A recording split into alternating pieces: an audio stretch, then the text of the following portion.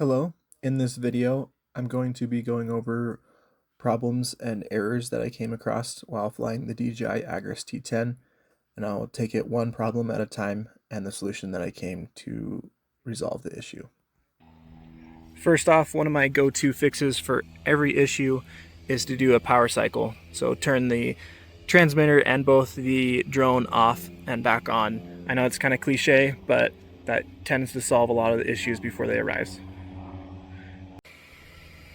Alright, the first error code is the DJI Smart Farm has crashed. So this would happen when I would go to execute task and I'd be selecting a field. So it was on this test field. And I'd go to use it, and before I could get across, it would crash and then show DJI Agras has stopped. Now the solution to that, first off I need to restart it, so give me a second and I'll restart it. Alright, so the reason that this error code would happen is it would only be for the one map that I used. So in order to get past this error code, you need to redraw the route or the map that you created and upload it again. Another way that you can draw it, if it's not through the DJI Smart Farm app, you can also do it on the transmitter by planning a field, and you can walk the RC or you can fly the aircraft. I usually would walk the actual transmitter along with me.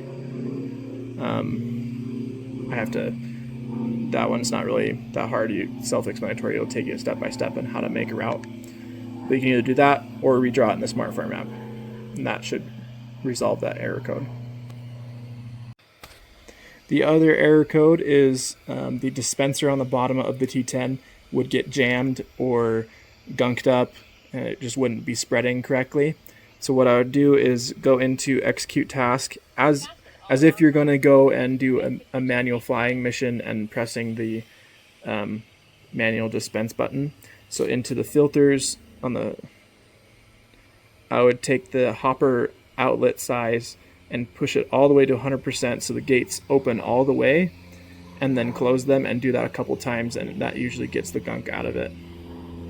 That's how you solve that error code.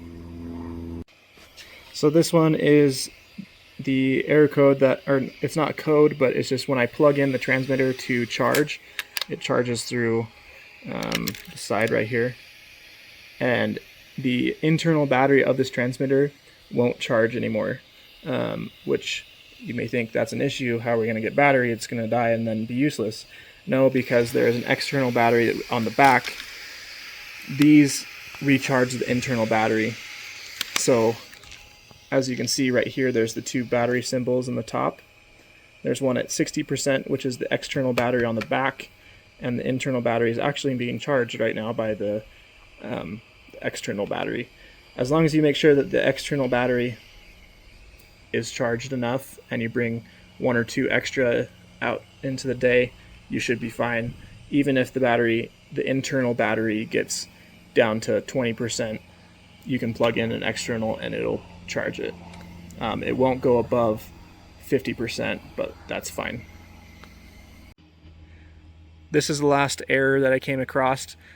When I'm landing and let's say there is a bunch of grass or obstacles on the sides of it close to the drone, this would happen on like four-wheeler tracks that I would have to take off from.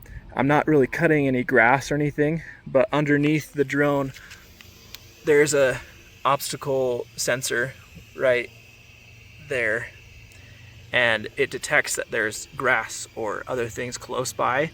And so when I went to go land, I would be coming to land and it would hover and it wouldn't let me go down further, or the controls started to be weird. And so if you just don't take off with grass or other obstacles, like they're not necessarily obstacles, it just somehow senses, hey, there's this tall weed, and it doesn't let you land. So I would try and find a nice open area that you can land and take off from to avoid that issue. What I ended up doing was when I went to go land, I couldn't go down further. So I ended up, luckily I always have a backup spot to land, and that backup spot had plenty of space to land.